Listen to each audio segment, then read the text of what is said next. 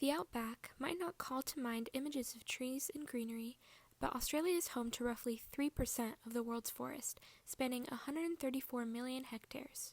The eucalyptus tree dominates 101 million of these hectares, distantly followed with the acacia tree at 11 million. These forests are home to some familiar faces, like the koala, but there are fewer than 100,000 left in the wild. More prolifically, kangaroos outnumbered human residents of Australia 2-1. They have benefited enormously from the increased food and water supply generated by the sheep and cattle industry, though there's more now than before European settlement. Despite different abundances, these Australian natives share a common enemy: fire. Australia is no stranger to fires, but in January 2020 it was estimated that over 1.25 billion animals died in the 2019-2020 Australian bushfire season.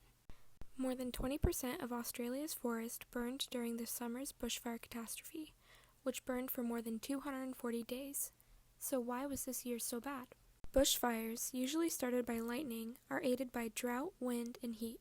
In 2019, Australia saw its driest spring on record, winds up to 60 miles per hour, and the hottest average temperature ever. It's no surprise that the bushfire season hit so catastrophically hard. Australia is on fire, and it's bigger than you think.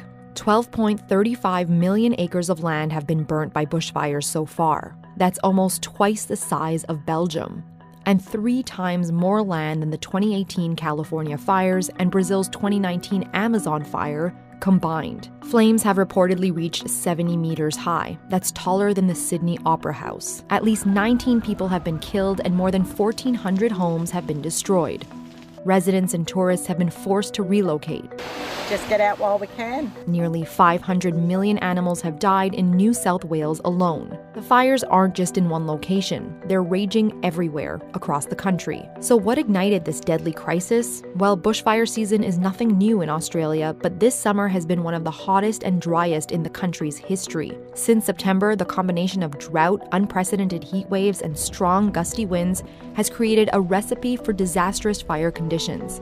On top of that, the smoke from bushfires generates its own weather, sparking thunderstorms with lightning and strong winds, which create even more wildfires. Scientists have been predicting such extreme weather for years, warning that bushfires will become even more frequent as climate change worsens. Although the weather has cooled slightly in parts of Australia, authorities say with months of summer left, the worst is yet to come. As of March 2020, the bushfires have ended. But could climate change, and subsequently humans, be the cause? Luckily, not fully.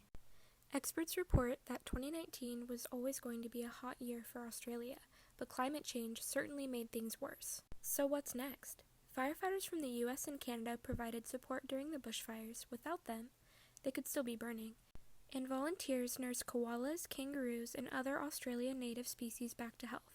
So the future we imagine for Australia's forests involves the global community continuing to come together to support this naturally vulnerable environment when disaster strikes to help mitigate its effects and restore what was lost.